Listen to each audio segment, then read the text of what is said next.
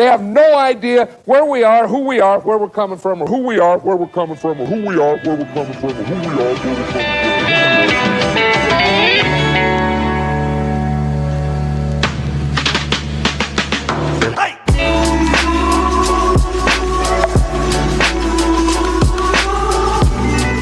And this is the best of the best. Wow.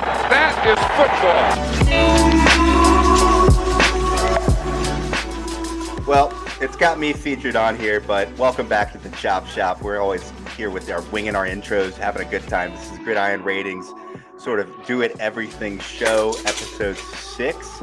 Super excited to be here with Jeff again, and then also Bradley Stalder, formerly from Fantasy Data, now a contributor over at Fantasy Pros with the rankings, does a lot of best ball projects on his own, and then is also a Dynasty and IDP savant. Again, if you're just tuning in, smash the subscribe button. We'll throw it up on Twitch. Hardcore gamers over here, just kidding. But if you do want to find more of this content and subscribe, we would appreciate that. And we're on Twitter at Gridiron Rating with no S. And again, this is the Gridiron Ratings Fantasy Chop Shop.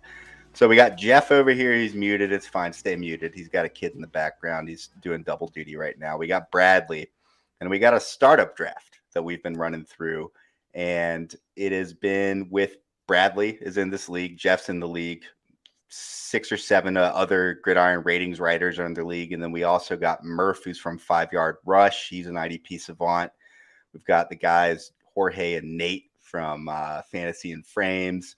And it's overall like a pretty solid group. And it's been a fun draft. But for this episode today, we're going to dive through everything that's happened in this draft today. And right now we're in round 20. And we've got 28 more to go. It's a super deep draft. We'll be ready by next year. But I don't know whose idea that was to have that many rounds. I want to punch that person right in the head. Well, I'll probably cut it off of that 48 because that's where we're going. But it's an IDP league, and the scoring for it, just to give a little heads up, not typical IDP scoring. This is granular scoring by position. So if you went and looked at the top scoring players at each position, the top 4 or 5 linebackers, top 4 or 5 running backs, top 4 or 5 defensive linemen, wide receivers, they all kind of score the same. But more importantly, the 5th through 20th guy are almost identical. And then you have variance each year with the Cooper Cups of 2021. So it's set up like that, and then we are drafting for a starting lineup that has 1 quarterback, not super flex, but it is tight end like a soft premium. Instead of 0.5 PPR for tight ends, it's 1 point PPR. And then beyond that, you start your quarterback and your tight end.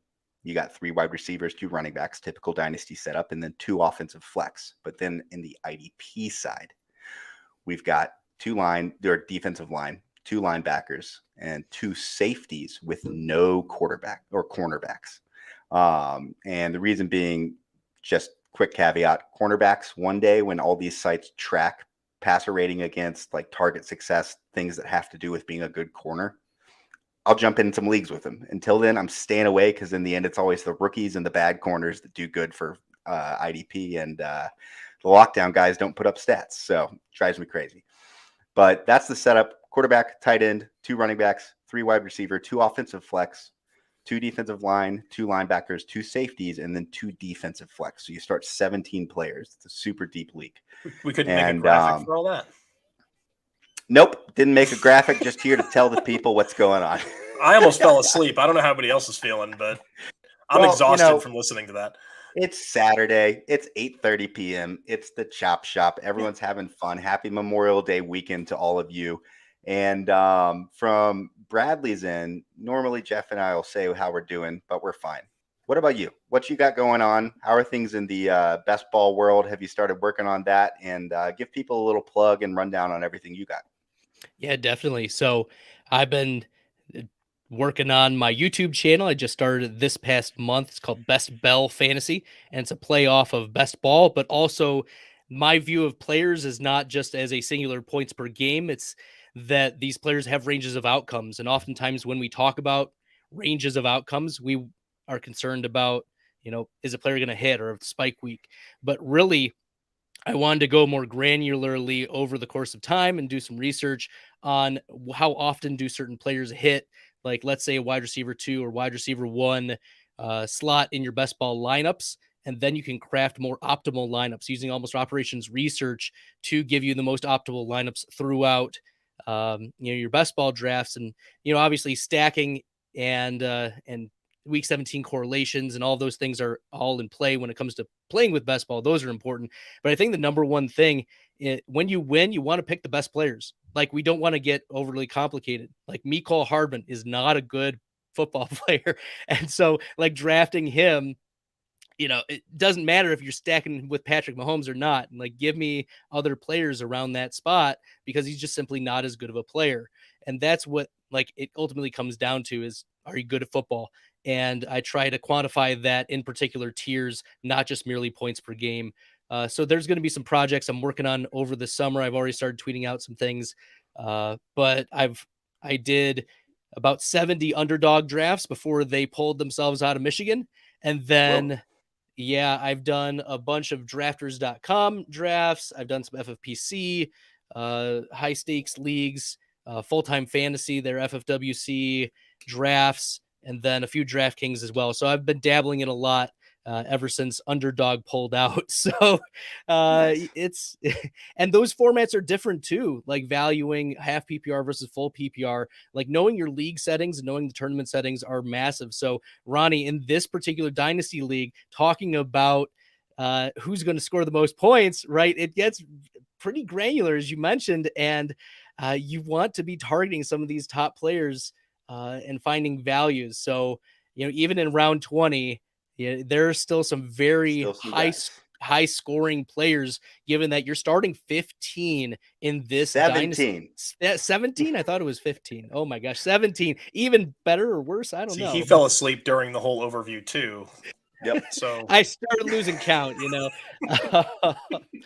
But yeah, so that's a little bit about me. I'll be working on getting a website up over the summer. I'm a teacher by trade, so during the day I teach 8th and 9th grade math here in Detroit, Michigan, and so that's my day job. And then night by night working on fantasy. So Excellent. Yeah. Excellent. Well, it's a super complex league. It's super high. Not really. It's $50 or $32, but it's in terms of like the competition, it's a pretty solid group of people. Everyone seems to know what they're doing for the most part, and there's not anyone that there's a little shade right there, Ronnie. Yeah, well, mostly I'm thinking about myself because I don't know what the hell I'm doing, but for everyone else, for the most part, has done great besides me. And so Jeff, speaking of pulling out. Talking about underdog fantasy. What are we talking about here? A guy that doesn't know how to pull out, has 2 kids. One of them's in the background right now. We got Jeff DiMatteo here. It sounds like, did you finish the projections? They are, the first run of projections are now finished. So we're there. We finally have crossed the finish line. I can start getting to work and getting them posted to the site and building out some other fun, what I think is pretty interesting content. I mean, Ronnie, you've seen the infographics that I've already started on the running backs. Yeah. And some of the IDP stuff. And trying to pivot away from written content. I've decided that writing player profiles is monotonous, and people, frankly, just don't want to sit there and read 1,000 words on Christian McCaffrey. So I can put 2,500 words worth of information into a picture that's got 40 words on it, and you can take all the graphs and all the information and anything you want to know about them right off the picture. And it's wonderful. Well, I think that's the direction to go. There, like you said, there's enough written content. So I think this idea of putting these infographics together is fantastic. And I can't wait to start unveiling them on the show here up in the coming months. We're at 10 minutes, though. So I'm not even – say what? Next week. Let's unveil them next week. Let's put it out there next week. All right. We can do it next week. There you go. Party. Boom. Boom. I'm not going to talk about me. I'm up at the River House upstairs because there's 12 other people in my home right now. So let's go ahead and move on to just a couple quick numbers on the trades and really a run through on 4 different trades that were pretty interesting in this draft. A few of them happened early, but let's go ahead and pull up this right here. So the first, I'm going to go all the way back to the beginning. Not that one. Okay, I was going to say, I was like, man, how are we going to start there? We could start with the spiciest of them all, but this isn't hot ones. So we'll start with a little trade analysis for one of the first trades that happened in the draft. And Team A gave up a second-round pick and the 2024. It was a second and then a 24 round. Got a little stumbled there. Startup draft pick. These estimated values are adjusted from Dynasty Trade Calculator and Keep Trade Cut. I just kind of went through both of their things, put in an average, and then also bumped up some of the values and decreased some because it's an IDP league. But to this end, you got Cordero Patterson coming as the pick. So this is somebody that turned down a second-round pick in 2024 and the 24th round pick to take Cordero Patterson in the 18th round. I am not going to say anything else because I was one of these teams, but what do you guys think of this move and this decision? I would have taken the mid 2024 second for that pick, probably straight up, even just knowing who was on the board. I don't need a 32-year-old running back with 1 year of production on his resume in that spot. My general move when it comes to Dynasty startup is I only want players 26 and under to begin with. I'm kind of an ageist. And you know what? The next two drafts promise to be pretty stocked. So to get a second and 24 plus a later startup pick, that would have been a no-brainer for me. I would have done it. Yeah.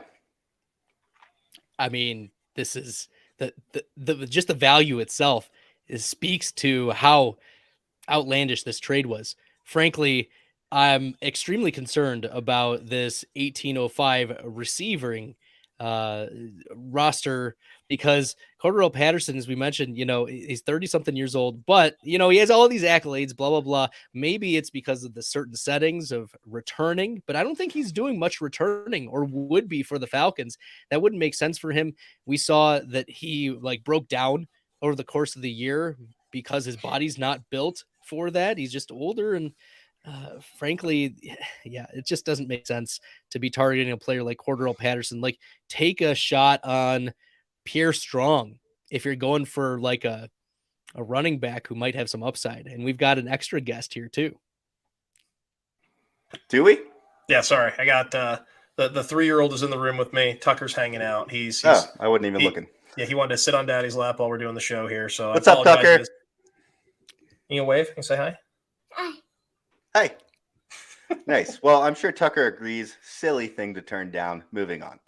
Team A receives. I got Team A and Team B here, and they're just trading with themselves on these graphics.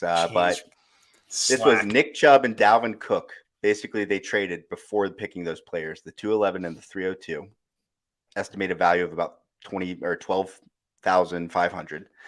And then the other team moved back a couple rounds and then also got extra picks in the 10th and 11th round and were able to pull Rashad Bateman, Chase Young, Brandon Ayuk, and Patrick Queen. The total value of these two moves doesn't even look close. We also have two running backs here that are nearing the end of their prime. And running backs, we all know, typically have a short shelf life. But Bradley, I'll start with you this time. If you were looking at this and say you're trying to compete right now, which side of this trade would you take regardless in Dynasty?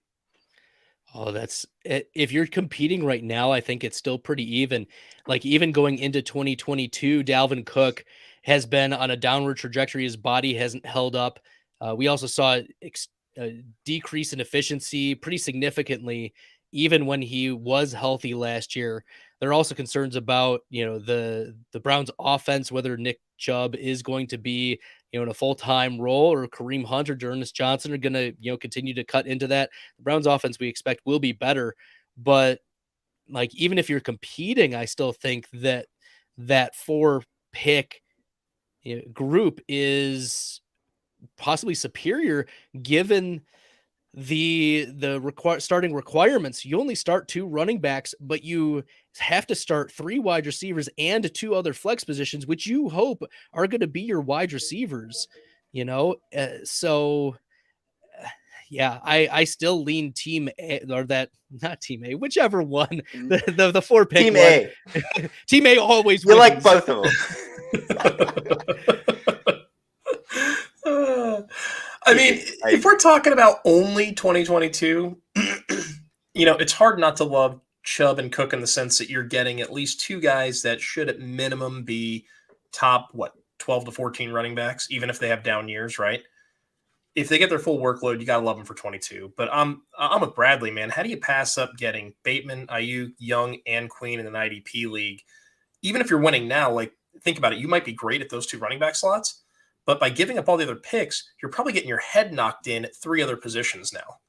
I would say that the most valuable dynasty asset out of these 6 players is Chase Young. Yeah, I mean, in our league settings, I don't know that that's far off. A lot of people love Bateman. I think he's a nice player, but let's see if Baltimore can actually produce a wide receiver one before we anoint the guy. But yeah, you got to love the package here because we'll call them A2, the bottom team A. I think I got the next 2 correctly. So. Well, we'll see. You've got 2 wide receivers who I would imagine are probably this team's wide receiver 2 and 3. And they're pretty decent 2 and 3 at that point. And then you've got a DL1, you got a linebacker, probably 2 or 3 at that point, I would think, on their roster. I'm not saying overall among all of fantasy. I'm imagining on their roster build. And you gave up an RB1 and an RB2 that, frankly, are going to be sell candidates in a year. Yeah. Give me Cook A2. is already a sell candidate. Yeah, some people are there. My model likes him for 1 more year. I've got 1 more year of touches before it's time to completely burn him. All right. Well, I agree with you guys. And then we got 2 more, and then we'll jump into the players that were taken. But Travis Kelce was taken at the 802 in a tight end premium league. It was hilarious because I don't think the tight end premium in this league is intense enough to really move people's needle. You got your top 4 or 5 guys, and then you got this. And I also think that this was the 302, not the 802. So I take everything I just said back about him going late. I got some typos really as usual. Listen, every week on the Chop Shop, I make these graphics, and there's 3 or 4 things wrong with them type wise. So I really feel like what we need to do is stop pointing them out, and we need to get our viewers to point them out, and then provide some cool prizes for whoever points out the most of them. I agree. I think you guys should tell me. Be like, hey, Ronnie, you're an idiot. Check this out. You messed it up again, and I would love that. But Travis Kelce at the 302, value of 5,000 estimated before the pick, and then 5,700, 5,900. So right at about 11,600 points right there. Team B got back Saquon Barkley and Jalen Waddle, which comes out at about 1,000 points more. However, Kelce is a top 3 guy at a lucrative position in a premium league, and a mid-first round pick next year looks to be pretty juicy. So what do you guys think about this one? I'll lead off. So Kelsey's in his early 30s, right? We know that drop-off's coming. And that mid-first rounder might be nice, but I'm looking at this other team, and if they just landed Barkley as, say, an RB2, I'd imagine being in the 3rd round, and you got Jalen Waddle, who I don't care about Tyreek Hill, guy's pushing 30. Waddle's the dude for Dynasty. You got 2 what I think pretty legit players for where they're likely lining up on this roster. Barkley is a running back 2. Waddle is probably a wide receiver 1 or 2. I love that. I think I'm going Team B, even though I really love the 23 first rounders, because I want to stack up as many 23 picks as I can and use them to move up in that draft. But, man, it's hard to say no to Jalen Waddle and his upside. And, if Saquon Barkley can give us 1 or 2 years at his potential, he could be a game changer too. I just pulled off a trade today where I acquired Jalen Waddle for a 23 first and 2 23 seconds and in a 16-team league. So 1 quarterback, 16-team league. But I think in this case, I would lean the first and Kelce because I'm not as optimistic about Saquon Barkley. I think that the issue with Barkley is you have to start him. If he's on your roster, he needs to play for you. And he needs to be in. He's not going to start as a flex play. He's going to have to be your running back too. And if he's not good or himself coming off of the injuries and with lost burst, which we've seen at least coming off of the injuries, we'll see how he does in this new offense. But he is a free agent after 2022. We don't know what's going to be coming when where he's going to land. And if Kelce, he might fall off, but the history of elite tight ends, looking at over the course of Gronk, still putting up in his 30s, top 5 tight end years. Delaney Walker was putting up top 5 years. Greg Olsen was putting up top 5 years. Even when Jason Witten was putting up at age 38, was putting up top 10, top 12, right? Tight end numbers. Like, the Travis Kelce's not going to go away anytime soon. And then even if he does, you've got a roster replacement at mid first round pick. And then you can trade away maybe another player of lesser value to replace that tight end. So I'd lean Kelce in that first round pick. Fair enough. Well, we got a split there. I was one of these teams, so I'm going to leave it to I'm the Saquon Barkley team. I also have Jonathan Taylor, so I don't mind Saquon as my RB2. But let's move on. I was trying not to cheat on that. I already knew that. So this one was a trade that caused an uproar in our league. I'm going to leave it at that. One of the owners, RIP in peace, no longer with us. And no longer in the league. He didn't die. He's just not in the league anymore. No, didn't. That would have gotten really morbid really fast. Yeah, I was gonna say, let's clarify. This isn't a guillotine. You leave a league I'm in, you're dead to me. That's what I say. So we just joking though. He's not actually dead. But this was Elijah Moore and Tyler Algier for essentially a second, a third, and a third next year. I think the argument is not Tyler Algier. It's mostly Elijah Moore. But Bradley, this was a trade actually between Jeff and I. So I'm going to let you give your thoughts on it. And one of us is going to unfollow you on Twitter. Okay, that's fair. Look, I wouldn't even trade Elijah Moore for a second and 2/3, much less adding Algier. I mean, Algier's what, a third round pick, right? Yeah. In these dynasty leagues. This is ludicrous. I'll leave it at that. Well, so there's actually a thought behind all this. So I'd already We're in the traded fantasy my court second-round right pick. now. Defend yourself. So I'll defend myself. So here's where I'm at. This team, I already had CeeDee Lamb. I already had Debo, the Sun God, and I think I have another receiver already on the roster. And so I had traded my second earlier in the draft to move up to get Debo. So my thought was I needed to get back into this 23 class, and I had the opportunity to stack some picks, give myself a total now of like 6 picks in the top 36.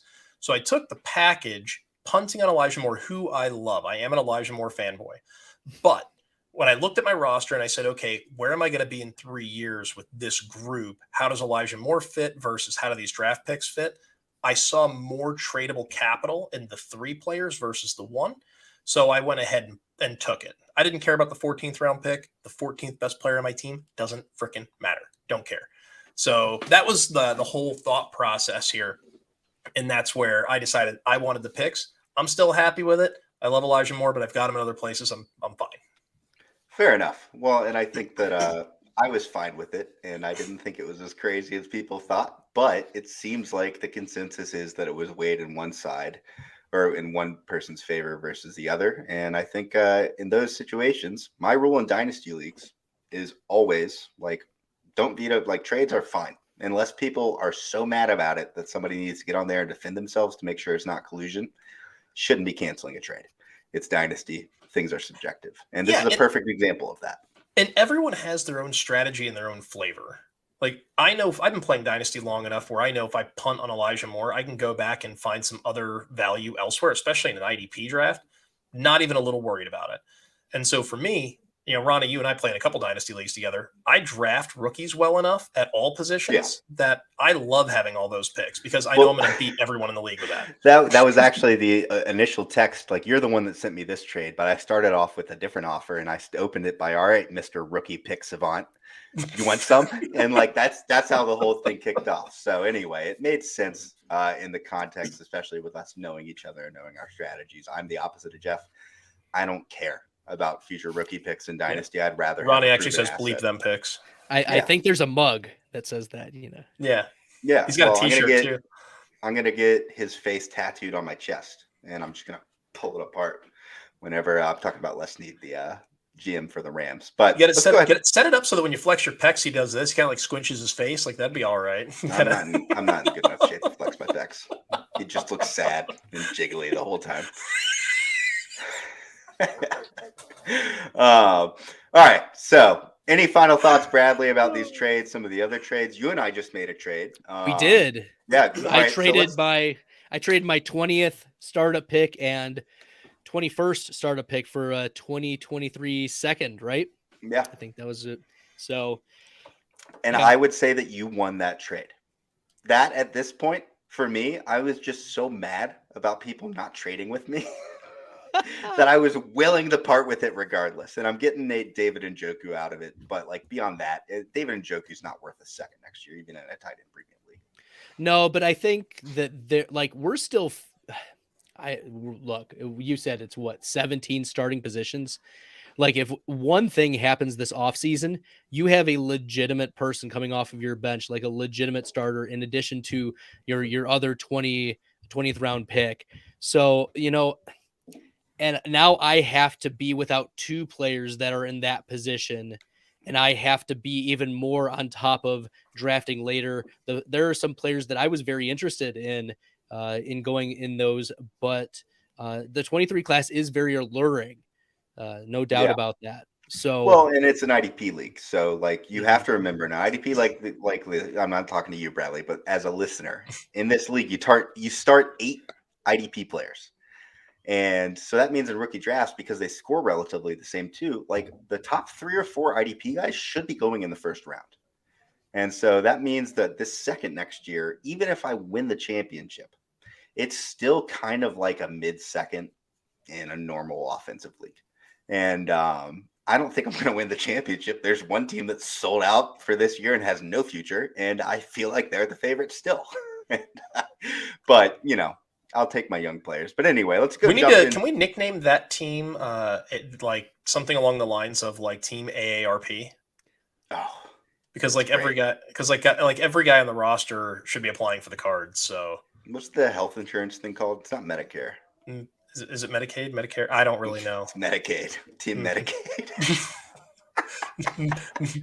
I see some commercials every now and again on NFL Network. Injuries. Yeah, Medicaid Plan B or Part B or something. Let's revisit the trade we made, Bradley, and the trade we made, Jeff, when I go through the team rosters later, and we can look through our process there because we'll each have a moment. But we're already at 30 minutes because I took 20 minutes to do the intro. So let's move into some top 12 summaries by each position so far in this quote-unquote expert draft. So Justin Jefferson, and I should say, these are the Dynasty League Football Dynasty rankings. It's a fine website. It's also the only place I could find that had offense and IDP right now tiered together, except for Gridiron ratings, but those are coming soon because right now it's still split up by position. Yeah. DLF's got great content actually for ADP because they've got a really slick deal going with MFL. So, if you are looking for it right now and you want it to be, clean and clear, we're going to have it. But, dude, DLF is a great place to go to. So definitely want to give them their props. So the first 4 wide receivers, Justin Jefferson, Jamar Chase, Cooper Kupp, and Deebo Samuel. Funnily, according to ADP and Dynasty League Football's rankings, only 2 of those guys are top 4 Dynasty wide receivers. But one of them went 103, one went 104. One of them went 102, and one went 103. Again, typos. Cooper Kupp went 108, and Deebo went 110. So I think the value is fantastic for those 2 guys. But anything stand out from these 4 players where they were taken in sort of the order versus ADP? I think Devontae is still too early at the 201. All right, we'll get there. What about these 4 guys? Oh, sorry. I got all excited. I'm like, those 4 guys are fine. They're fine. They're whatever. Cooper Kupp's a little old to go at the 108, but I mean, dude, how do you say no to the production there? Yeah. If he does what he did last year, he'll win you the league. Simple as that. Yeah, and the thing with Kupp is that he doesn't project as that guy's going to fall off at 30. So he's probably one of those players that goes to about like 32. He's kind of him and Diggs are the 2 guys in like the top 14 of kind of consensus dynasty rankings that are a little older, but they also aren't Michael Thomas and name another Brandon Marshall, like these big body athletic receivers that rely on their athletic prowess to succeed. These guys are technicians. Bradley, Let's move on to the next 4. CeeDee Lamb, Devontae Adams, AJ I do Brown, have something to T. add Higgins. about Cooper Kupp. And we're going back to the list. first floor. Cooper Well, look, let me not give up on Cooper Kupp. Although I actually put out a tweet today, and I said the top 5 wide receivers from 2019 and 2020 on average decreased their wide receiver 1 rate, like the rate that they achieved wide receiver 1 status by 18.6%. So like they lost on average 3.5 weeks, these elite players year to year over the last couple of years. And so I think like if you're selling in Dynasty, like you get a king's ransom for Cooper Kupp. He's going as the 103. He doesn't deserve to be there. And it's like, it's incoming that there are other players that the Rams are going to be using. They signed Allen Robinson long-term. Cooper Kupp did not get, a long-term extension this offseason, despite, we saw other wide receivers get traded for these big extensions. I am concerned. He's older. He has injury history. So yeah, sorry. Fair I don't enough. think Cooper Kupp deserves to be there. I agree. I'm not taking somebody that's 28 years old in the first round. I don't care what sort of league it is, unless it's super flex maybe, and it's like I'm not taking any years ago. There's no 28-year-olds on my roster. 26 and under, baby. Ageist. Yeah. All right, so CD, Devontae, AJ Brown, T. Higgins. I know, Jeff, you and I both, we like AJ Brown over Devontae, and I might even argue I'd like T. Higgins over Devontae in Dynasty. But Devontae, 31 years old, right? He's leaving the best place in the world for a number 1 wide receiver, and he's going to a team that already has another good red zone threat and also has a really good slot guy. He's not the only option. He's one of 3 options right now in Oakland, and he's going to a lesser quarterback too. I love Derek Carr. I think that him and his natural eyeliner that he's got going on there is actually like a super underrated guy. He's been solid as all get out in the NFL for the last 4 years. So like, good looking dude. He looks like he's about to walk out and scream some emo music, just naturally speaking. But that has nothing to do with the fact that he is a top 12, top 15 quarterback in the NFL, and he has been like for 3 years, and he hasn't gotten worse. And so all that said, Bradley, what do you think about these 4 wide receivers? Anything you'd move in the order of them? CeeDee Lamb is good there. If you can get CeeDee Lamb as the wide receiver 5, that's a good deal. Let me tell you. You mentioned Devontae Adams. He's wide receiver 11 on Keep Trade Cuts Dynasty rankings. Nice. So yikes, right?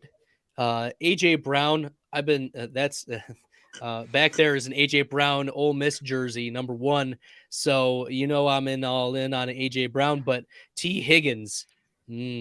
At the wide receiver 11 on Keep Trade Cut, he's wide receiver 6.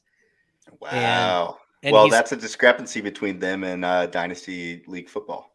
So, that's something to note. And also, who might be the manager of the Jamar Chase T. Higgins team? They're in good shape. I tell you what. I don't know who that is, but I think that there was some good value there. Well, pretty sure they got Burrow, Mixon. I think they actually drafted the Bengals offensive line while they were at it. If it was there, I'm sure that was a great pickup because the Bengals offensive line has actually improved. Lyle Collins, and they improved 2 other guards this offseason. Hayden Hurst might be a late round pick for all we know.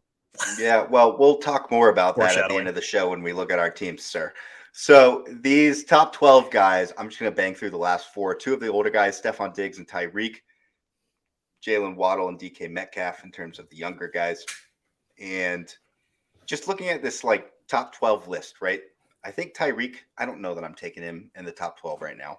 I don't know that I'm taking Devontae Adams in the top 12 right now. I would take Cooper Kupp at like the 9th or 10th spot just because you know what you're getting. And it's going to be good. Even if he regresses, he's still probably the wide receiver 1. Last year was ridiculous. But who do you guys think are like the best value in this top 12 list right now, especially looking at where they were taken? Jamar Chase. I'll tell you who I think it was. I think if you're telling me Jamar Chase is going at the 104, that's a guy that probably should have been the 2nd pick. Yeah. Overall, I mean, I know it's only 2 slots, but I mean, really, to sit there at the 104 and have Jamar Chase fall in your lap, I mean, that's pretty great. I mean, I love him and Jefferson. I tried to trade that owner for him very quickly, and then I told them I hated them after they said no. I'm surprised that owner's still in the league after that. But Justin Jefferson, Jamar Chase, it's Pepsi Coke at this Yep. point. Frankly, both are elite talents and will be for a very long time. They're tied to offenses. The Bengals, we know, are very good, but the Vikings made very savvy moves this offseason to change their offense. They've even said we're lining Dalvin Cook up at wide receiver at sometimes, and that has to be an eyebrow raise that the offense is going to look very different come 2022.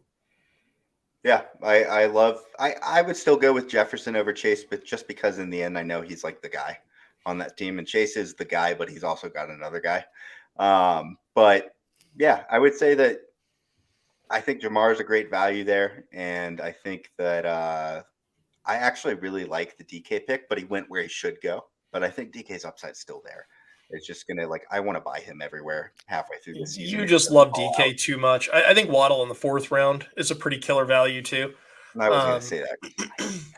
Yeah, well, here's the thing with Waddle in the 4th round is like you're looking at that player, and yeah, they got Tyreek Hill. I know people don't trust Tua, but at the end of the day, Tua showed some growth last season, and he did it with minimal weapons and a bad O line. This is going to be a much improved offense with Mike McDaniel, and the fact that you've got Tyreek commanding number 1 coverage now, and you're going to give me Waddle, who caught 100 balls last year, now on number 2 coverage. Get out of here. That guy's going to be open all day, every day. And not like Devontae Parker was drawing number 1 coverage, but it's not like he didn't play every single game, right? Waddle will draw easier coverage this year than he did last year. Exactly. But when people are talking about, the targets, I'm like, what? 25% doesn't freaking matter. That's If Waddle goes from 30% targets or whatever it was last year to 24% targets, like that's a sizable decrease. But long-term in fantasy, I don't care because the guy's taking him is 31 years old and he's a speed guy. That's not going to last forever. Let's move on to running backs, and let's be a little quicker with this one. So I'm just going to run through all of them, and then you tell me your 2 favorite values, and you have 8 sentences to say it. No more. So Jonathan Taylor at the 101, Najee Harris, DeAndre Swift, Christian McCaffrey. That was a 101, 105, 106, and 107. Then at the 112, we had a gap. Javonte Williams, Austin Eckler, Joe Mixon, and Breece Hall almost consecutively in order with one player in between. And then Derrick Henry at the 205, again in order. Skip a pick. David Montgomery at the 207, Nick Chubb, and then Dalvin Cook at the 301 and 302. So looking at this, I'll just give you my number 1 favorite value in this entire pullout right here, and it's probably actually going to be Dalvin Cook at the 302. And I know we just talked about how he's not like the I know we just talked about Dalvin Cook and his age and everything, but to get him as the 27th, 26th player in this draft, Breece Hall is fine, but is he on Team AARP? Dalvin Cook's on Team AARP. Yeah, okay. We're going to move on from there. But anyway, moving on. Here's where you're at. Christian McCaffrey, I get the upside. I can appreciate it. At the 107 is way too early. I don't love it. I think that actually needs to be called out because a lot of folks are saying, oh, McCaffrey's back. He's healthy. He's this, blah, blah, blah, touches, etc. For Dynasty, this guy's about 430 or so, 440 so touches away from being dust. Yeah. He's approaching that 1,600 touch mark for a running back. And for a guy who's already had a litany of injuries, it's not a good look. So this is somebody you can't keep on the field, and you spent first-round draft capital on him. Meanwhile, you let Javonte Williams, who I think is the best value, slide into the 112 slot. And if he would have gone any further back, if he would have made it to the middle of the second, I would have traded both of my kidneys and maybe a chunk of my liver to move up to go get him. Yeah. At the end of the day, Javonte is going to share a backfield for this year, maybe next year. But the fact is, even sharing a backfield, if he's getting 55% of those touches, he's still competing to be a running back 1. And you're getting a guy who really, if he's touching it 250 to 260 times a year, he's going to be good for you through 2027. Look at what he did last year with Drew Lock. And yeah, now you got Russell Wilson in town. Better quarterback equals softer boxes. It's going to mean, a better mix of play types. We're going to see more efficiency from him. This is the kind of guy you want, and he's going to give you 5 to 6 years of prime football, especially if they limit his touches. That's the big thing. I want to keep him between 250 and 300 touches max. If he lives in there, he's going to get you into 2027. And I think that's a huge deal for Dynasty, especially if you're playing long-term like that. You plug and play him as an RB1 and you're done. Yeah, I think that's true. Bradley, Javonte, do you agree he's the best value in the first round? In the first round, I Or think not, excuse me, in the first round, yes. The first round of running But back, I think top of 12. these 12, give me Breece Hall as the best value. I think Javonte Williams is an honorable second. But Breece Hall at the 204, like Michael Carter is not going to be getting the bell cow work. It's going to be Breece Hall. Breece Hall's best comps are pretty close to Jonathan Taylor. He's probably not Jonathan Taylor, but he's got the He's speed. not. Spoiler He's got alert. the speed. He can catch. He's going to be on an offense that's on an upswing, and y'all switched slides already. So I guess you want to get rid of me. But that was Ronnie. He's got an itchy trigger finger, man. You got to watch that guy. I get so. I get it. But I would also Reading like Breece to Hall and call. Jonathan I know Taylor's name in the I know same y'all sentence. wanted to call out Christian McCaffrey as a problematic pick, but I think that last list of Derrick Henry, David Montgomery, and Dalvin Cook, those three are really problematic to be the first 12 running backs going off the board. In particular, David Montgomery, he's going to be a free agent after this year. There's no incentive after 2022 for the Bears to be keeping him. Same thing with Dalvin Cook. He has an out in his contract. His cap hit is $14 million in 2023, but only a dead cap of $6 million.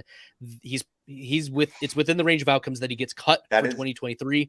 And the reality is Minnesota, this is the start of the shift away from Dalvin Cook as, a running back one. You should get rid of Dalvin Cook if he's on your dynasty teams. Well, and I will say this, though, in redraft, like Dalvin Cook is the dude this year. I'm telling you, if he can stay healthy, that team is going to do what every single NFL team has done forever when they have a player that they know is useful, but they are not going to pay the next year, particularly at an expendable position like running back. He's going to get fed because they don't care if he's hurt next year. Hey, I think this is actually a really important spot, though. We should probably stick here for just a minute. So I agree. Henry, Montgomery, Chubb, Cook, I think they're all kind of problematic there.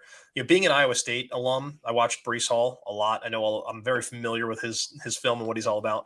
I don't know if I put him in the JT class. I think he's going to be great. But these are former 49er offensive play callers in New York, and I would expect a pretty hefty timeshare going on there. But I still like Hall as a 204. There's nothing wrong with that.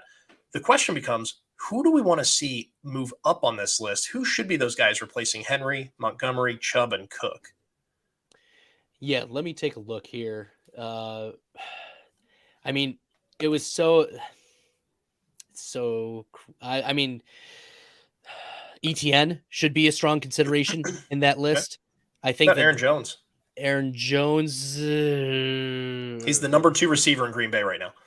If you're an all-in, I think Aaron Jones over Dalvin Cook, over David Montgomery, over Derrick Henry for 2022. There's a lot of love for Kenneth Walker. I'm not there yet. I just passed on him today to take Drake London. Now, granted, I already had Elijah Mitchell and Javonte Williams on a rebuild team. But I like AJ Dillon over David Montgomery. I like AJ Dillon over. I think at least David Montgomery. All right, so if I'm just going to shoot through a few teams here, let's say, what about did DeAndre Swift make our top 12? Yeah. Oh, he did. Okay, sorry, I'm scanning the grid here of all the rosters, just trying to see who we missed. Don't love Zeke there. That's no big deal. Well, I will say that Kamara? I looked at it, and I don't know why it pasted over differently, but Kenneth Walker was taken at 301. What about J.K. Dobbins? Be on there. Maybe the rookies didn't paste over, which is fine. Dobbins is the running back 11 on Keep Trade Cut right now. I'm not sure what the Baltimore Ravens are going to do with Lamar Jackson. And I think that's a long-term question because, if they franchise it might be crazy to think that Joe Burrow gets a contract extension before Lamar Jackson does. Yeah. I don't know. I Maybe will. I crazy, will maybe say not. this: J.K. Dobbins is interesting, but if we pivot in the other direction, I think the worst pick of this round was Derrick Henry. And I'm not pointing fingers at anyone's draft strategies or anything like that. But this dude is already past the touch cliff. He's already gotten hurt. He's not. He's also a highly paid running back. Like his shelf life is like at its end. If you get He's on an got scared offense, 5 next year, screws in his foot. Yeah, and it's an offense that lost weapons where teams can really kind of hone in on him now because I don't think anyone's afraid of Treylon Burks and Bobby Trees at this particular moment. I'm not even But- taking Derrick Henry in the first 16 picks in a redraft league. So Look, I punted running back until like round 10, Ronnie. I don't remember what round I took my guys in, but I grabbed Miles Sanders and Elijah Mitchell. And I'll be honest, I like both those guys better than Derrick Henry and David Montgomery. Well, I think that's fair. Let's move on to tight ends real quick. We can be quick on this one. Kyle Pitts went 1. That makes sense. It's a dynasty league with tight end premium. Andrews. He's one of the reasons why Jamar Chase fell to you, Bradley. Mark Andrews, Travis Kelce, Darren Waller, George Kittle, TJ Hawkinson, Dalton Schultz, Pat Freiermuth, Dallas Goedert, Mike Gesicki, Dawson Knox, Cole Kmet. Bradley, quickly. Which guys do you think are like the surprises to see in this top 12? And who do you think were good values? Gesicki's a little surprising given that he's franchise tagged. Don't know what his future is going to bring. Maybe it's going to be an upswing if he joins another team, but maybe it's a downswing. There's a lot of questions there. I think Dawson Knox got the Bob Tunyon love from a couple years ago. I got my Bob Tunyon jersey in the background called his breakout, but I've learned my lessons. And Dawson Knox is more Robert Tunyon than he is Dallas Goedert or Dalton Schultz. Yeah, if you're scoring more than half of your fantasy points on touchdowns, you really can't be counted on year to year. Yeah. And that's the Dawson Knox, Bob Tunyon kind of story. So, but the tight end group, truthfully, you want to get past the core guys, it doesn't freaking matter. They're all the same guy. It's all over the place. Yeah. Cole Kmet is like the tight end 20 on Keep Trade Cut, something like that.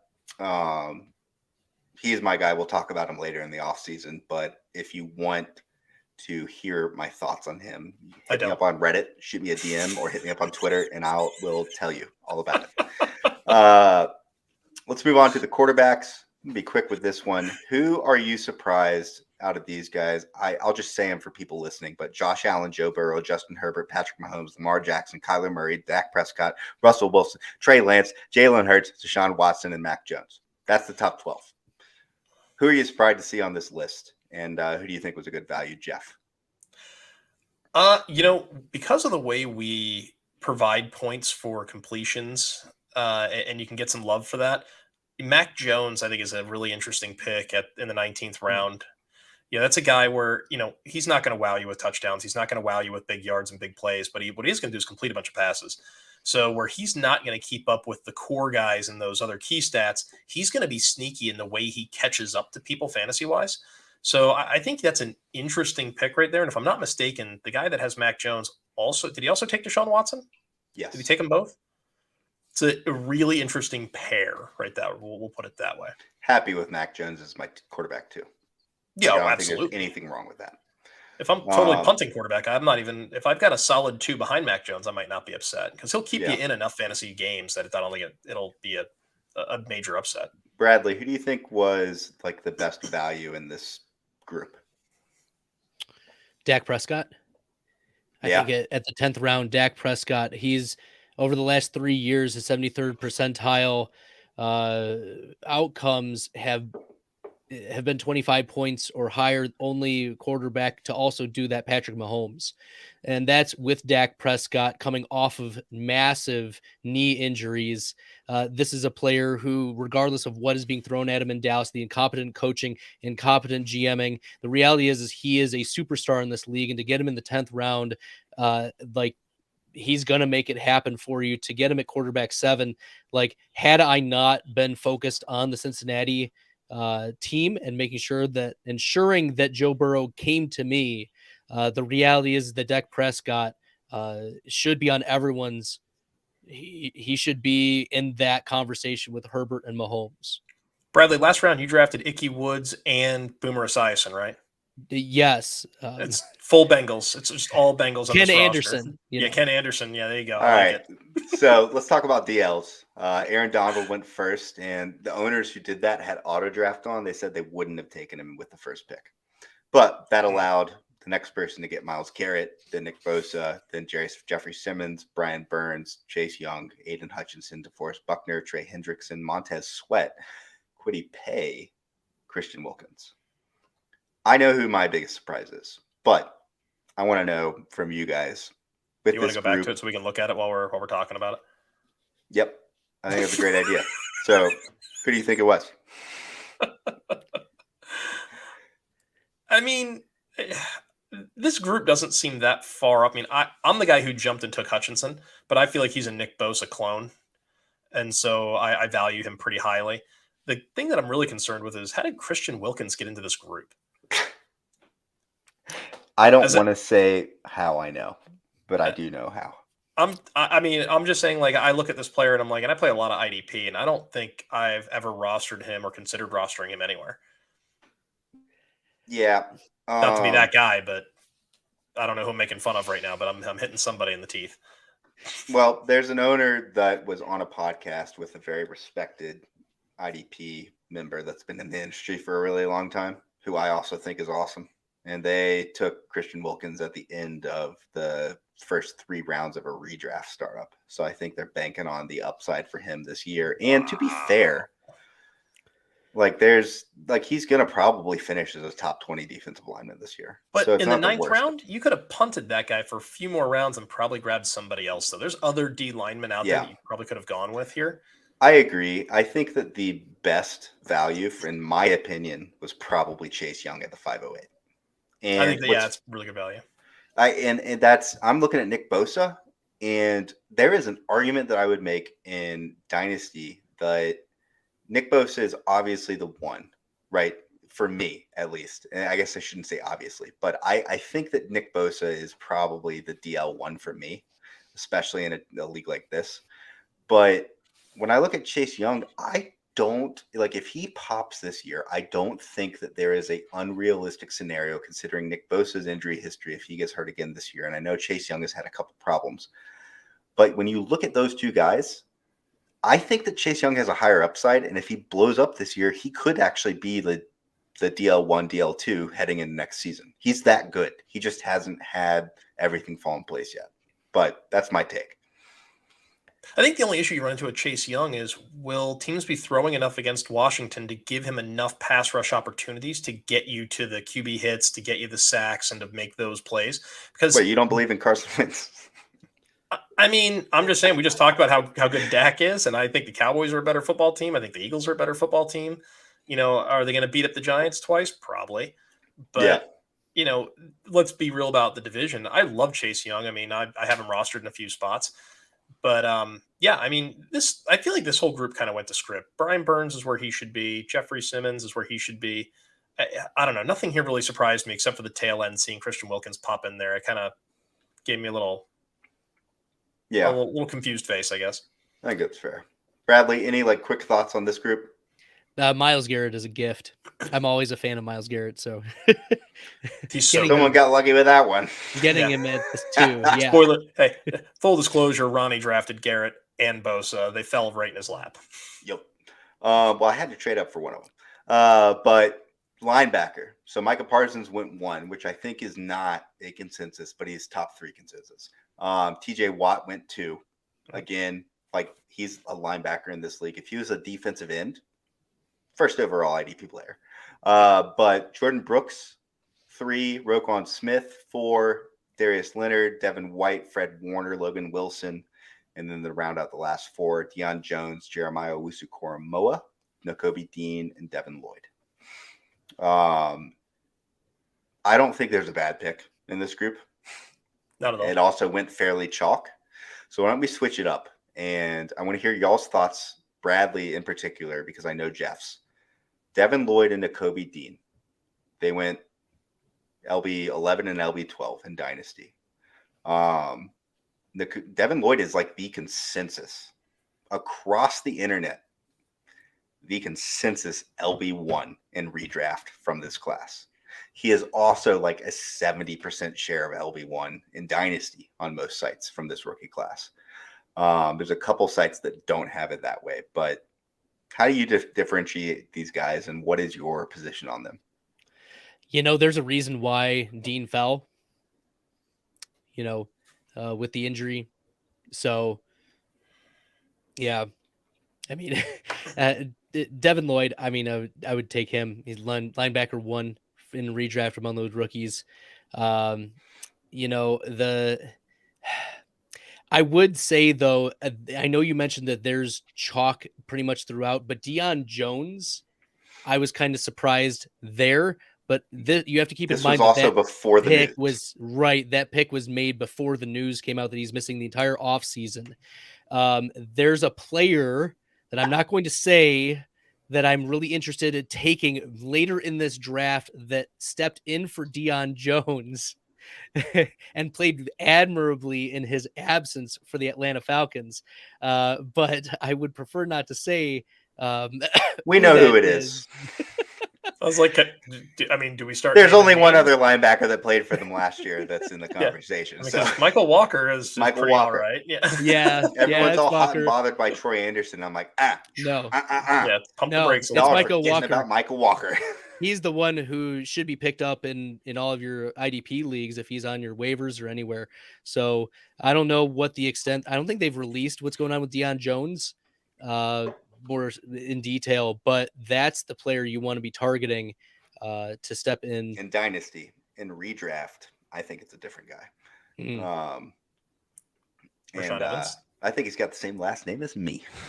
Yeah, let's say Rashaan Evans. There it is. Yeah.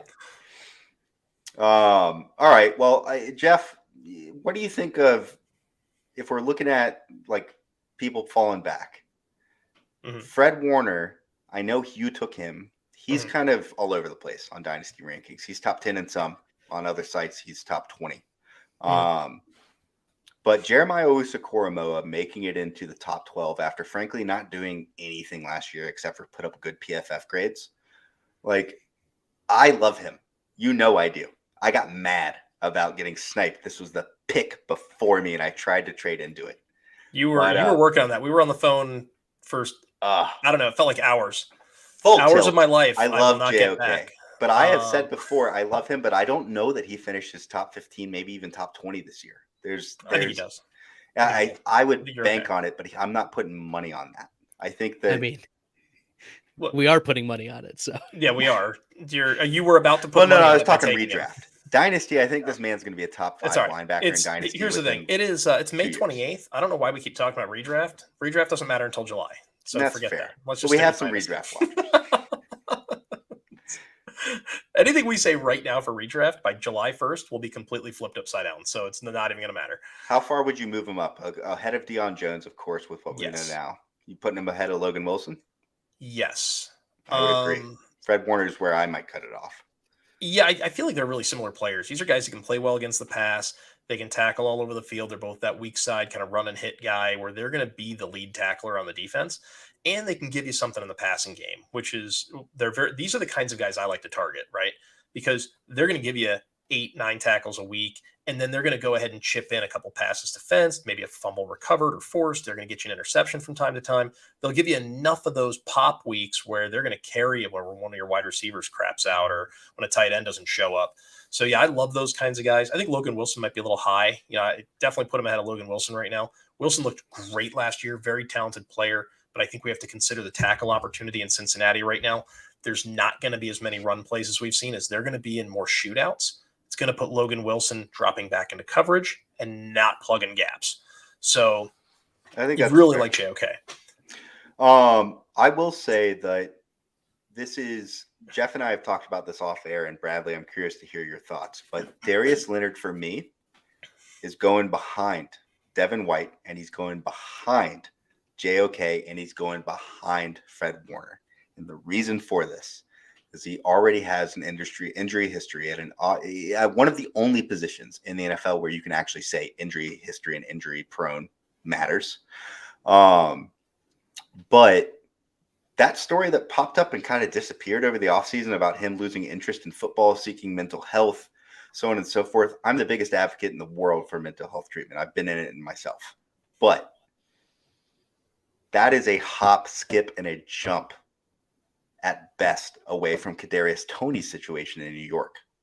And if you look at guys who were fine and great players and weren't a problem for their team, there's a guy that Jeff loves and hated to see go for the Niners within the last decade who just dipped at a young age. And I look at Darius Leonard and I'm just like, he's not the youngest guy anymore. He also hasn't been the same guy for the last 2 years, and he's been hurt.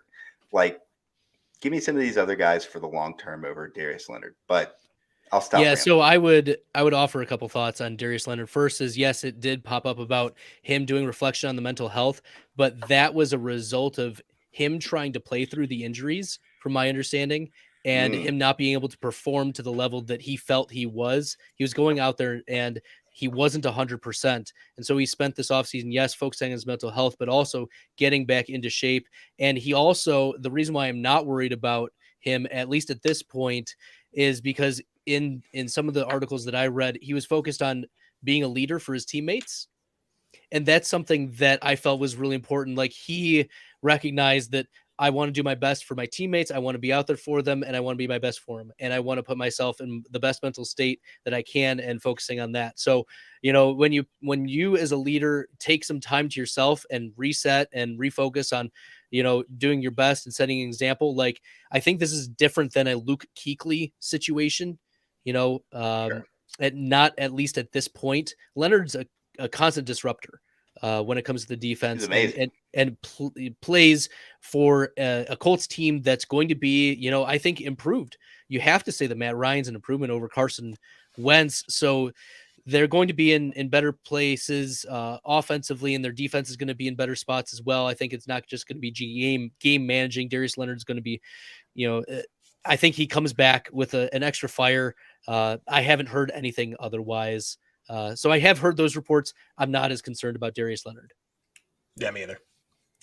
Well, to be fair, I was trying to be as hot as I could about that. I would still take Devin White over Darius Leonard at the minimum, though. And I think that JOK is a guy that within 2 years, people are going to wish they had him instead of Darius Leonard, potentially.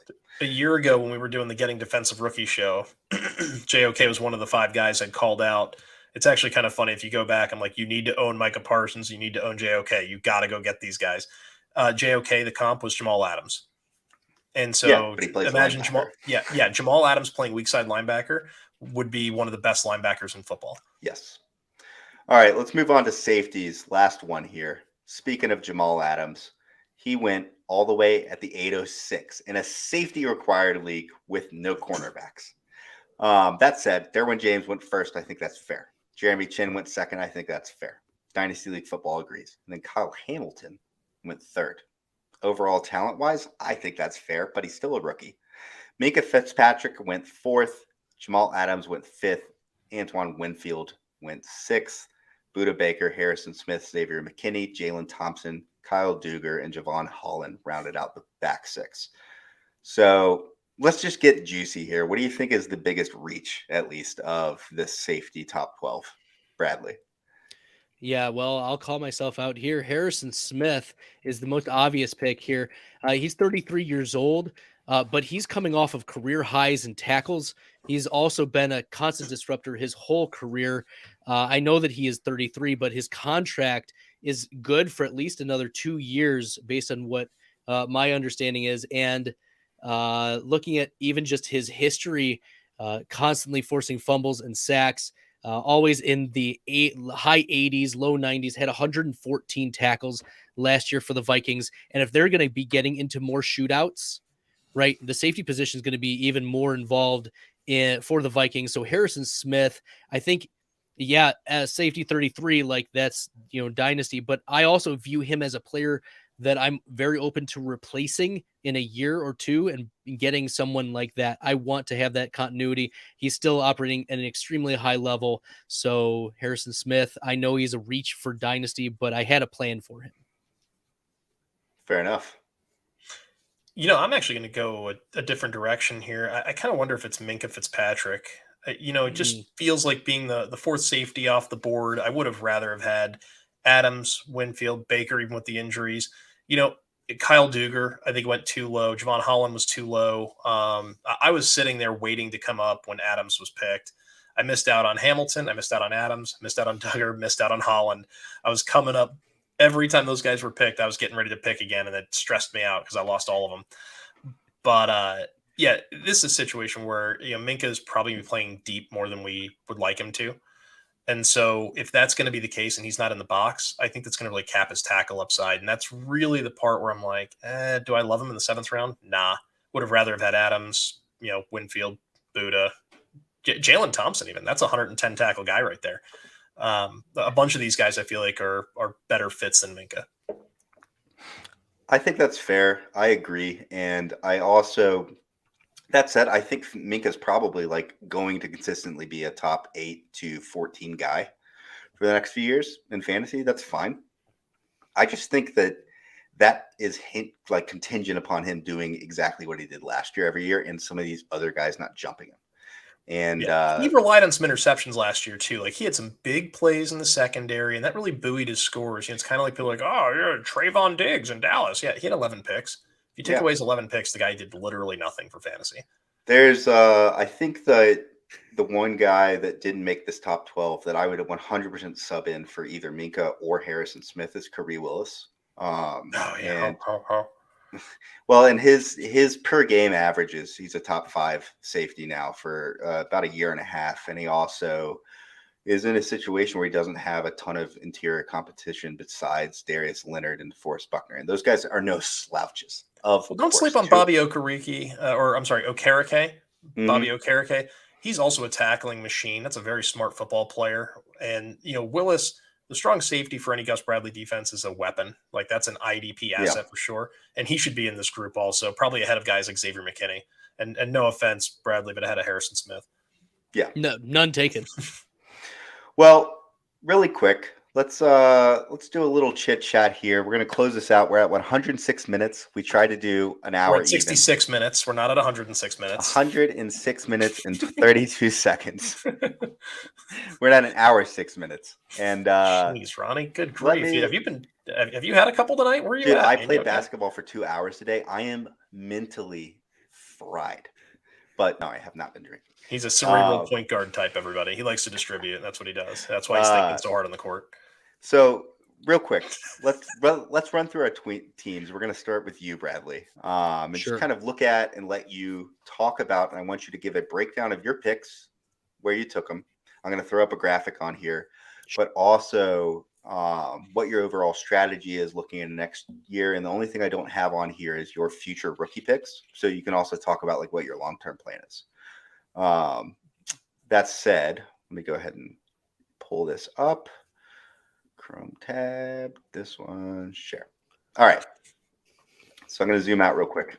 You're not going to be able to see this on the YouTube, but right now you've got at quarterback, Joe Burrow, running back, A.J. Dillon, Melvin Gordon, wide receiver, Jamar Chase, T. Higgins, Chris Godwin, Drake London, Tyler Boyd, Brandon Cooks, Calvin Ridley is also there.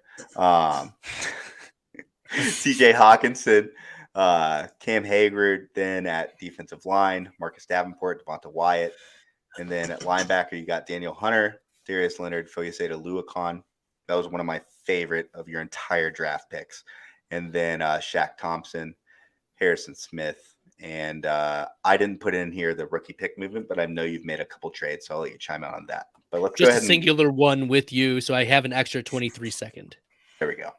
All right, so talk about Joe Burrow, T. Higgins, and Jamar Chase, and what the heck is going on with that stack? Yeah, well, I'll take a step back, and the attack that I had for this draft was I wanted to shore up my entire wide receiver, not just my wide receiver core, like my starting 3, but also filling my flex with wide receivers and not making it a hard decision of who I want to start. So Joe Burrow obviously is going to be my starting quarterback. Dillon and Gordon are going to be, starting running backs, but I punted running back to start because those turn over really quickly. And I'm probably going to just pick off running backs later on in the draft, or just take values. Honestly, just take some of my favorites, but to have a core of Jamar Chase. I don't have to worry about him being in my starting lineup. T. Higgins is going to be in my starting lineup. Drake London is going to be there. Brandon Cooks is going to be one of my flexes. And then Tyler Boyd also there. I want to tie myself to the Bengals as one of the elite offenses, especially with their spike weeks. When it comes to the fantasy playoffs, I want to make sure that I have that strong correlation happening. And as we saw at the end of this past year, Joe Burrow is getting stronger and stronger. And we saw more spike weeks near the end of the year compared to the beginning. I have 3 of the top 12 wide receivers on Dynasty or Keep Trade Cut for Dynasty.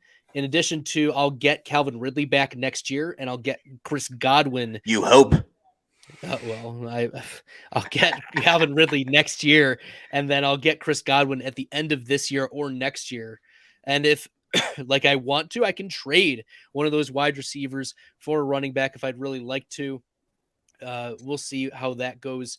But I also wanted to fill up my linebackers because those will fill in my two linebacker spots. Plus, I wanted to fill my flex IDP spots with linebackers as well, if possible. So that was my idea, was filling up all of my flex positions with wide receivers and linebackers. Not really worrying about age, because my thought is, especially for my defensive players, I can replace those more easily in rookie drafts, and they're not going to fall off hopefully after just 1 year. I can be pretty clear of what I would need on the defensive side.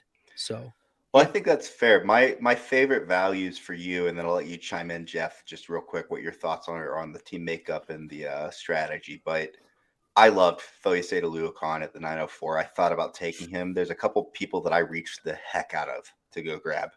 But Foyesade was one of the guys that I look back and I wish I had taken. I also loved the Drake London pick. I wanted him. You sent a DM to me and you were not happy about that. I wasn't happy. I was like, he's going to fall to me. He's going to fall to me. He's going to fall to me. Damn it, Bradley. And I think he's fantastic, and he has a real chance, and it seems to be the consensus expectation is that he's probably the wide receiver 1 from this class, not only in startup leagues, but in Dynasty. And so that's a fantastic value. He's a guy that might be a top 15 wide receiver in Dynasty as soon as next offseason. And on some sites, he already is. So, Jeff, what do you think of this team overall, this makeup, also the Bengals stack? Give me some quick thoughts. It's not even a stack. It's not a super stack. It's like a ultra mega stack. I only hope that I play you when the Bengals have a bye week. That's really what I'm angling for here. So I don't know what I need to do to get with the scheduling gods on that one, but we're going to make that happen. But no, I mean, I think there's a lot of really good, interesting players here. So, obviously you err on the side of youth, which is something I think that, we always talk about in Dynasty, but it gets missed a lot of times. We kind of joked about AARP team. But, Cam Hayward, reliable guy in the 15th round. Yeah, he's older. I don't care. He can help buoy the position a little bit because we get the D tackle bonus, the kind of extra points for tackles and all that. The only thing I wonder about he's a top 7 defensive lineman for the last 3 years. Yeah. So he's a stud. I love Marcus Davenport. I really like the D-line setup. Danielle Hunter, I hope MFL gets their head out of there, and decides to put him back to being a D end, which means I'd probably load up with another linebacker. But Hunter. Well, in this league, we will not be following whatever MFL does until the end of the season. It's Bush. Jokes. I'm sorry, Bradley. Jokes. I'm sorry, Bradley. We need to get. I didn't know this was the Hunter Ronnie Evans comedy hour. It's it all. Well, that's why I got to come out early and be a ball buster right out of the chute. I got to get my hits in while I can. But no, I mean, I think it's a good looking squad. A lot of good young players here, a lot of interesting players. It's certainly going to be competitive year one. Fair enough. All right. So Jeff, I'm going to really quick, and StreamYard's fantastic. I love StreamYard. We use it all the time. Shout out to StreamYard. Why though, when I click on the multiple people thing, does it make me so big? I don't want to be this big. We don't want you to be that big either. So Jeff's team, Jeff went young, right? He talked about that earlier. When you look at his team overall, Justin Herbert, top 3 quarterback, right? Michael Carter, Elijah Mitchell, Devin Singletary, Darrell Henderson, and Elijah Miles Missile, Sanders. I love it. I Elijah hope he's Missile. like a missile this year. Just shot out of that backfield like a missile. That'd be all Jesus right. put on 20 pounds. He's a sleeper for me to lead the NFL in rushing yards. Yeah, Whoa, my biggest thrill regret me. of this draft had to do with Elijah Mitchell. I'll touch on that in a second. CeeDee Lamb, Deebo Samuel, Darnell Mooney, Amon-Ra St. Brown at wide receiver, Mike Gesicki, Aiden Hutchinson. When you're talking about tight end and defensive lineman, that's your only defensive lineman right now. And then also Jordan Brooks, Isaiah Simmons, and Fred Warner at linebacker, and Jesse Bates at safety. And then you've gained what? A second and 2/3 plus something else? Yeah, I think I got another pick in 2024. I don't know. I just started randomly making trades after a while. Yeah. I got tired. My whole rule here was no one over 26. It was 26 and under show here. Tried to stay as young as possible. Really went after. I hit wide receiver pretty early. At the 110, getting Deebo, getting CD at 11 right there. Mooney going to the 7th round, I was pretty excited about. This is a 140 target guy. I mean, people say what you want about the Bears offense. He did it against number 1 coverage last year, and I don't see that changing this year. Give me the Sun God. I'm a big Amon-Ra guy. Loved him last year. Love him this year. Jameson Williams coming in is only a compliment. It's not going to hurt him. But all these other guys are just upside plays, man. Gesicki, he's not going to draw number 1 coverage in any capacity. They're not going to be able to bracket him with Tyreek and Waddle on the field. Aiden Hutchinson, that's a Nick Bosa clone to me. And I love all 3 of these linebackers. I think all 3 of those guys can be, LB1s when the season's over. And Jesse Bates, I'm cooler on him than I have been in the past, but that was kind of a pick of necessity. 17th round. A lot of my favorite safeties had already popped off the board. Yes. So I erred for youth and past performance. Fingers crossed that he can keep it up. Well, my favorite steal of this draft, right? And you traded back a little bit. You also traded some picks away for future picks. You're playing the long game here. And I think we already touched on it, but this was my favorite pick. And I went with a different guy over this guy, and I regret it. I regretted it the moment I did it. And that's because I didn't know that he was available. And I saw it like 10 minutes later and just lost my mind. And I try to talk myself into it initially, like, oh, Elijah Mitchell, he might be in like a timeshare. 10:02, Elijah Mitchell, top 15 running back upside. That's one of my favorite picks from the entire draft, not just your team. But Bradley, what do you think overall of Jeff's strategy, his roster makeup, and particularly like this pretty shallow IDP setup he's got going on here compared to the rest of his team? I think it may be shallow, but it's one of the best. Honestly, there are some real studs here giving elite production. And at this point, in your drafts, we're talking 20 plus rounds.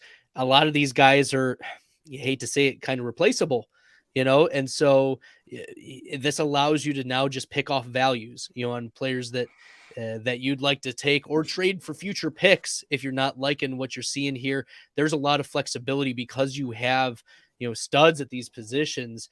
And I think that, you have youth at those wide receiver positions, and there's some ambiguity about, the future of Amon-Ra St. Brown, the future of Darnell Mooney, but they've proven for right now, they'll be able to hold water for you for this year. So it's a hold on for the wide receivers that are solid enough. And the rest of the players, your defense is going to lead you. But the favorite value for me is Darrell Henderson. In the 18th round, I am a Darrell Henderson. Right. I wouldn't say truther, but when he stepped in for Cam Akers last year, 50% of his games, he was at least 15.5 PPR fantasy points. And that was one of the highest in the NFL, in like higher than Zeke, higher than other running backs. And he's tied to an offense. Like, the reality is that, Jeff, if you make a run in the playoffs and Cam Akers is not available, like Darrell Henderson RB1 for you.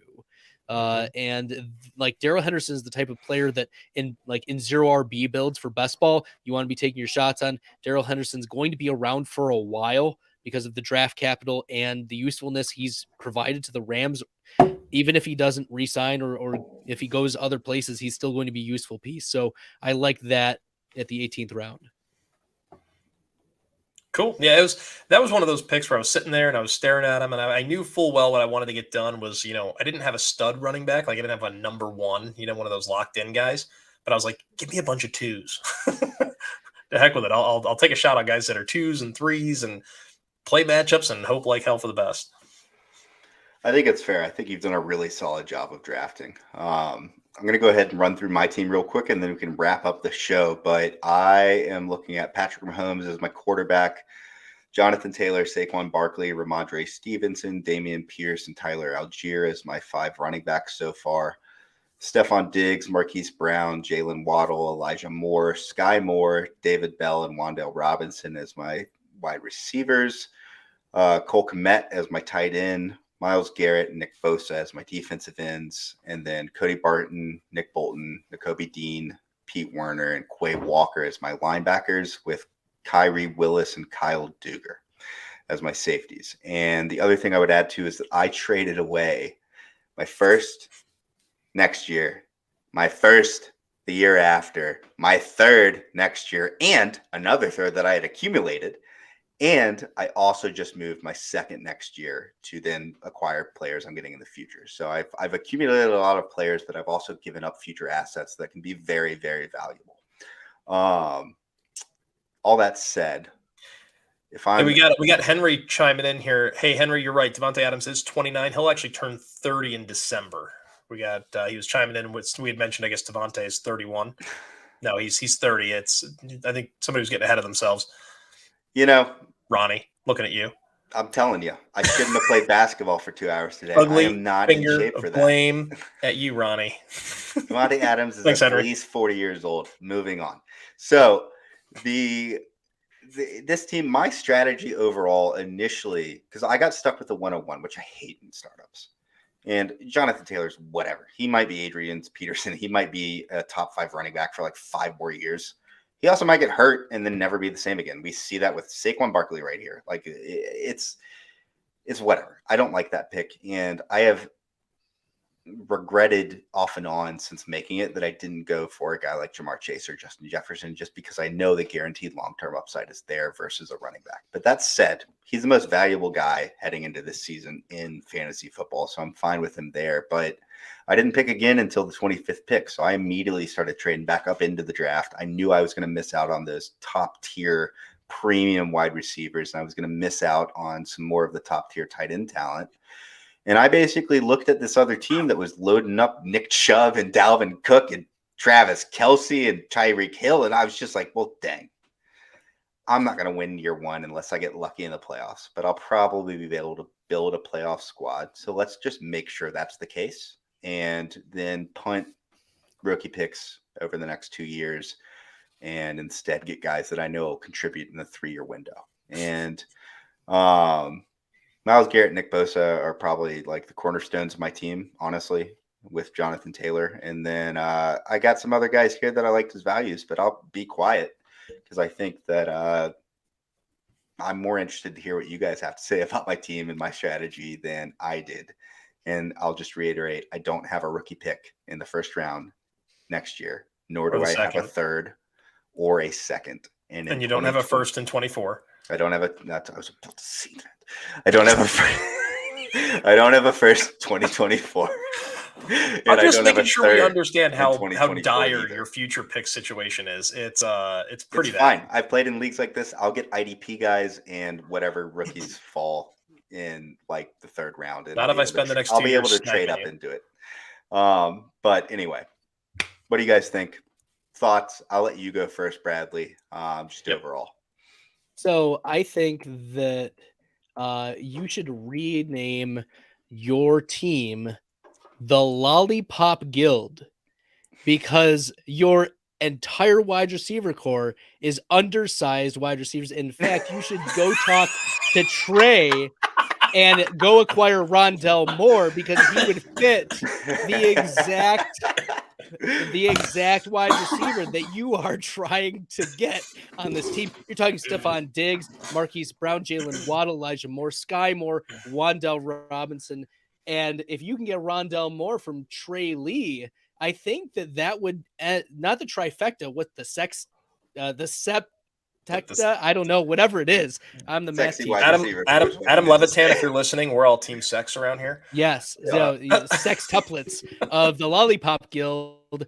Ronnie, you've got some. Look, those players are studs. I'm a Wandell stan. I think he's an absolutely great player, and I think it is within the range of outcomes that even year one he outplays Kadarius Toney. But even though Toney, I do like his talent. We'll see how his mentals can make it happen in New York. But Elijah Moore and Sky Moore, Jalen Waddle, Marquise Brown, these are all players that are going to be really excellent for you for a long time. David Bell being tied to Deshaun Watson, that's interesting. Getting the draft capital was really important for David Bell. So let me look at where did you end up taking? There was one pick I thought, and maybe okay. The only one I have to give you a hard time about, some grief, Dameon Pierce. Oh yeah. In the 8th round. I took him instead of Elijah Mitchell, and I regret that to this day. Yeah, so That was only like a few days ago. It's been a long. That's long the it's felt like an eternity, but Dameon Pierce, I think, is the only real big head scratcher. All the others, I think you've got tremendous value at wide receiver. Those are the types of players that are going to last a long time for you. Cole Kmet, I also love. I think he's a sleeper top 6 tight end this year in PPR. I don't think I'll rank him there, but I could see it happening. And you've got the D lineman to make it happen. So I think there's a lot of good things happening with your team. I think that the running back position, though, is going to be one that you're going to have to find a way to address for the future.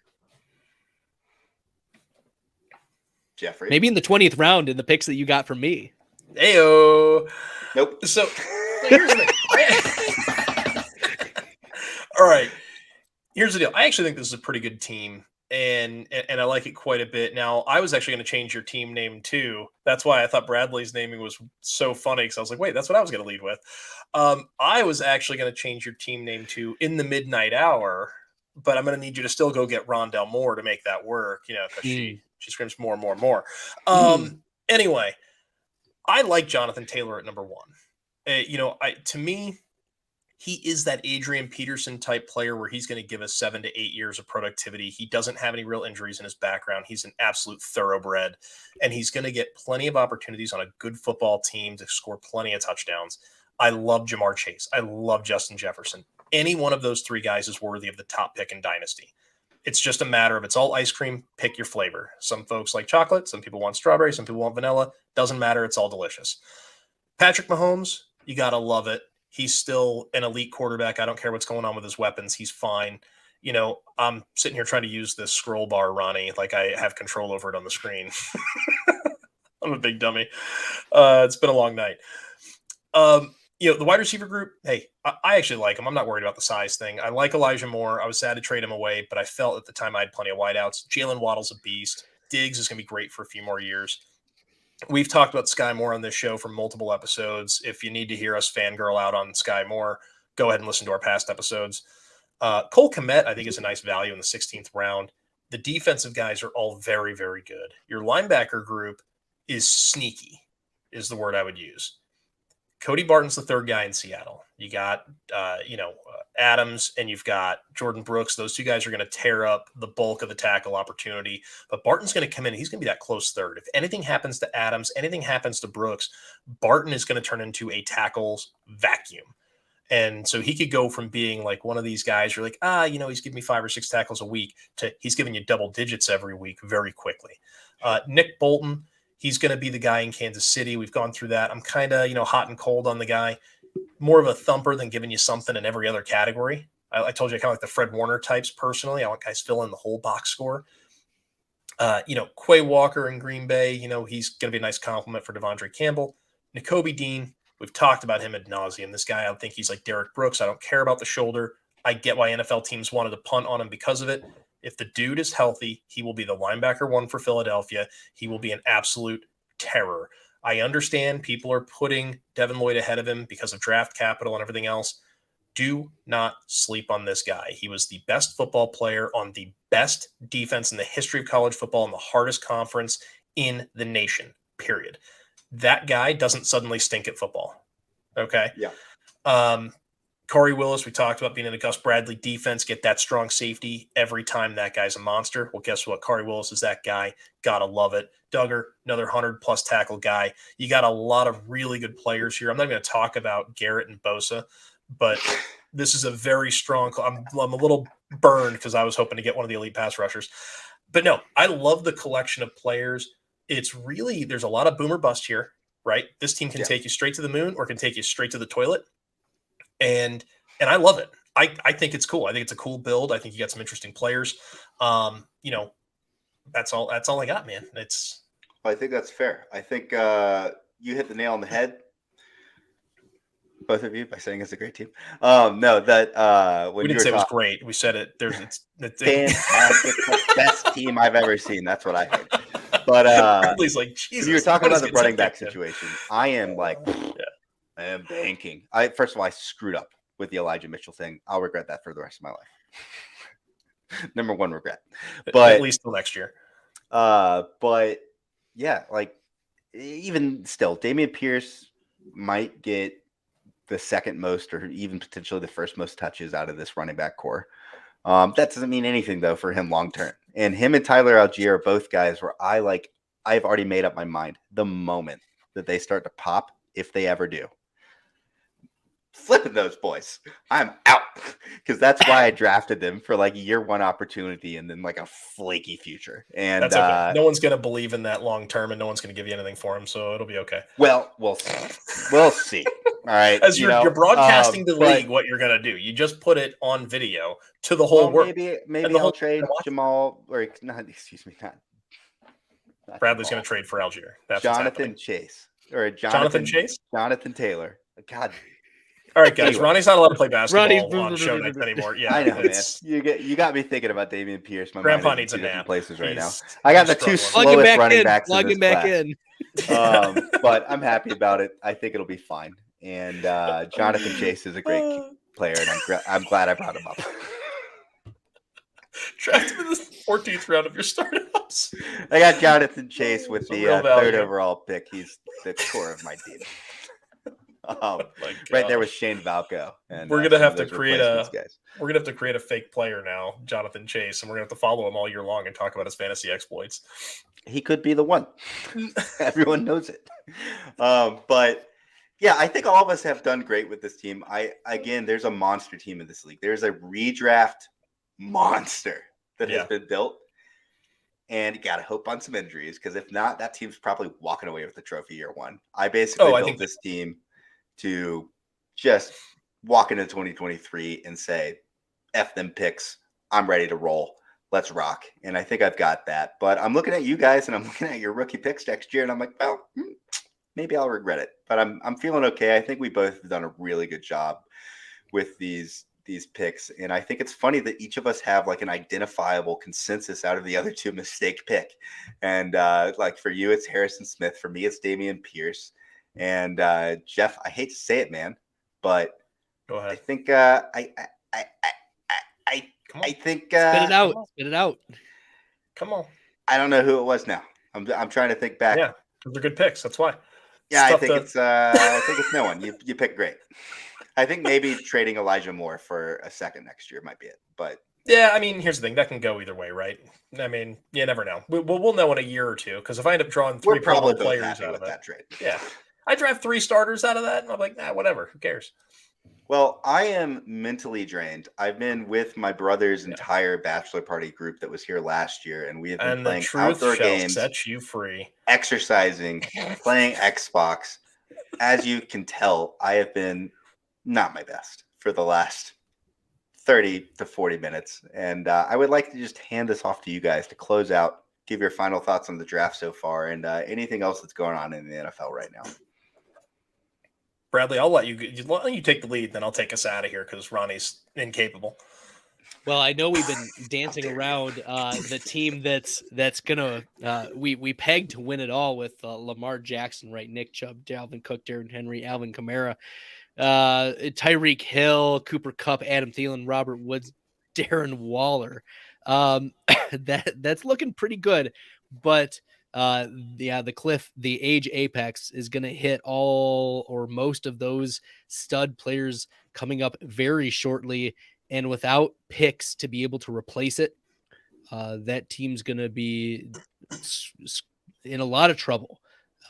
So if they're not a contender in the first like 5 weeks, 6 weeks, the only smart thing is to sell off all of those players. 100%. Like that's the only move that you're able to do to salvage. Like you can't go into, week 11 below 500, so yeah, because they have no assets left to buy anything. I think they got rid of all their draft picks for the most part too. They did what I did, but they got old at the same time. Yeah, it's rough. Tough. So that's, I think, the only thing I'll leave us with. I fantasy football related. The Jock Peterson thing has been very interesting to me. So let's talk about it for a moment, because let's end with some frivolity if you're all right with that. So there's been some discussion about like not using the IR spot or using the IR spot for out players. I've always played by putting the out players on IR. I've never played in a league where it was only IR players going on IR. If you're out, you can just move those players. So for this to be like a controversy, that a slappable offense, a bench clearing offense, that's mind blowing to me. So I want to get both of your reactions to that little bit. Update: Fem got suspended, I think 3 games and fined. Oh my He got God. fined for that, which is the biggest fantasy football fine in all of fantasy sports history. So just keep that in mind for your reactions. Jeff, Ronnie, what do you think about the Jock Peterson fam incident? I want to get both of them on the show, and I want to mediate their problems and mediate their league. I want to do it on air live for everybody. Can somebody please get me their agents? I love it. I love that there's this, fantasy football in May is taking over baseball in the peak of their season, right? Like it's the middle of baseball season. People shouldn't be talking about fantasy football arguments within baseball, but they are, because, well, the NFL is the most fun game on the planet. So it is what it is. I love it. I still think we should reach out to those guys. Let's get them on the show. I think we should, and I think we can talk about this exact thing. The MLB, I'll share some stuff about these guys, right? I was reading an article, I think it was in the New York Post. Maybe it was the New York Times, not the New York Post, but maybe a month ago. And they were talking about how the MLB's ratings have declined for 8 straight years and have actually declined outside of 1 year, declined for almost 20. And on top of that, they are now getting less viewers for the World Series than the NFL draft. They're getting less viewers for the World Series than Thursday night football. So, of course, football is so much more exciting than baseball that I commented this. That's my Reddit handle. The D&D version of football, which is what we're talking about today, fantasy football, is making baseball more interesting by proxy.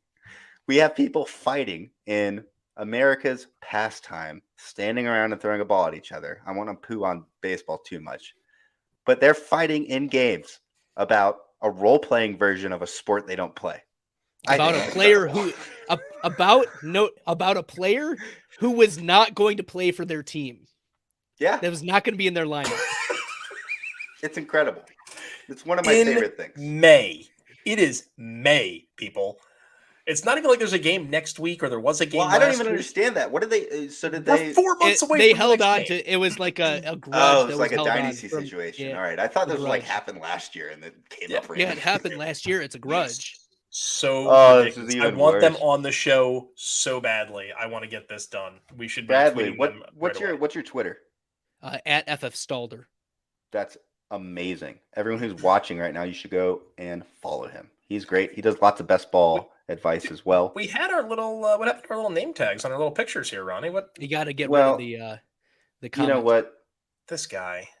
I thought that comment was funny, and I wanted to No, leave if it you on want to see until the we tags, left. you gotta. There we go. There you go. Jeez, I know Ronnie, what I'm doing. All right. Focus on what we're doing here. You're just leaving the man's Twitter handle out here because you're, busy just fawning over your own comment. That's rude. But this is the culmination, I'm honestly, of the narcissistic. failure of baseball to market itself. There was a moment about 15 years ago where the rights of marketing And baseball just didn't take advantage of it. And the NFL did. And to a lesser extent, the NBA did. But looking at the playoff games that have been happening, even the lowest rated NFL game this past year was higher than the most recent series for the NBA. Like, Yeah. It's not even like, oh, the failure of baseball. It's that NFL has become so much bigger, and they've just leaned into the highlights and the highlight reels and pumping up players and building them up. And, this is the culmination of that. Like, this is a microcosmic event that magnifies the bigger issue. Agreed. That's the smartest thing we've said in the last hour and a half. Well, thank you, Bradley. I'm just glad don't somebody forget here about is bringing Jonathan something. Chase, the future All-Star. Jonathan Chase. Jumping Jiminy. All right, let's wrap this thing up. We got to put this to bed. I got Ronnie nothing can else sleep. to say. Do you? Hey, the one thing we need to remember as we go through all this dynasty stuff and startups and drafts and trades and everything like that is that everybody's got a strategy, right? They don't always all work, but everybody's always trying to look at something and try something. Just because you don't like it or you're not into it, too damn bad. Ain't your team. Don't worry about it. Go worry about your team, put your championship team on the field and go figure it out.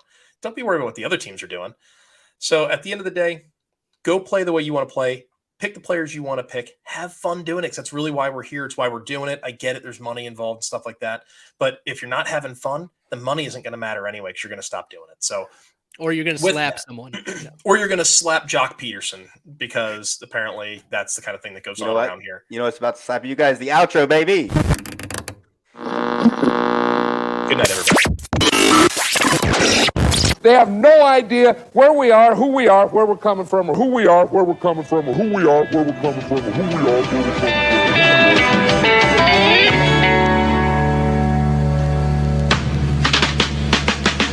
Hey!